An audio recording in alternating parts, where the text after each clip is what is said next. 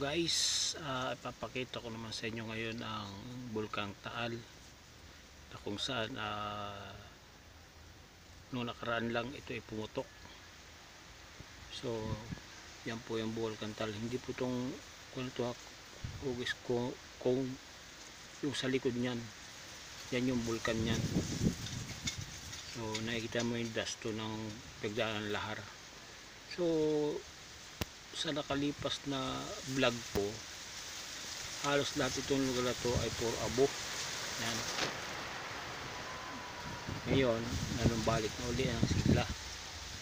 So ang mga turista, lokal man o ibang lahi, sila. Pero so sa pandemic medyo konti-konti pa lang, may limitado pa. So ngayon panibagong araw na naman to sa mga taga rito sa Tagaytay, sa Batangas. Bali ang Tagaytay sakop to ng kanila Cavite. Pero yung Taal na yan sakop na naman Batangas.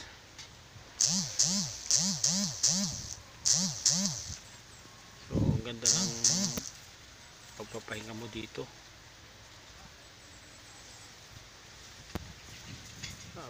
Tapos mahabang pagtatrabaho, yan, relax ka lang dito.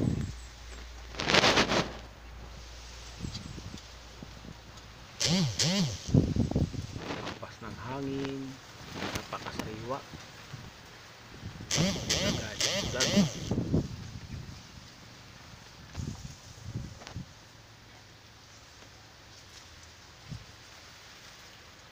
Dito kahit na mainit na dito, tanghali tapat, pero ang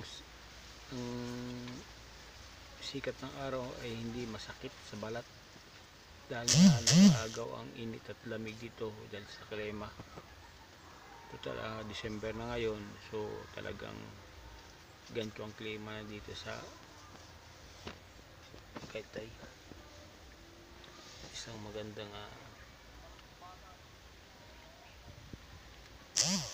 tanawin.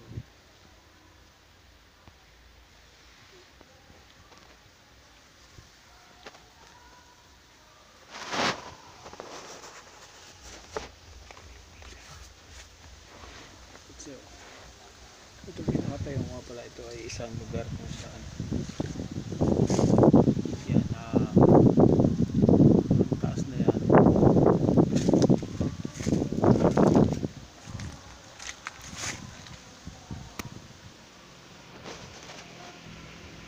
Nandiyan kami dumaan, taas na yan, napaka-tarik ng daan. Kung di pagkamali mo lang i-ari.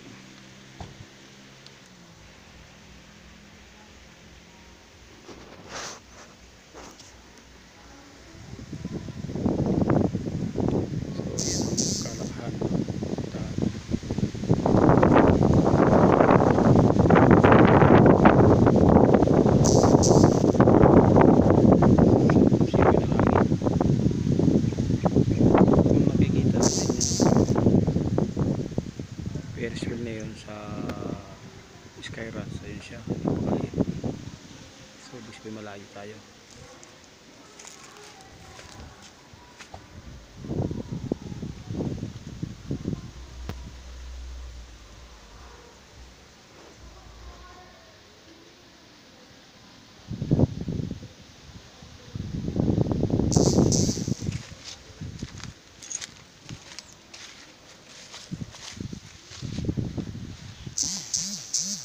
So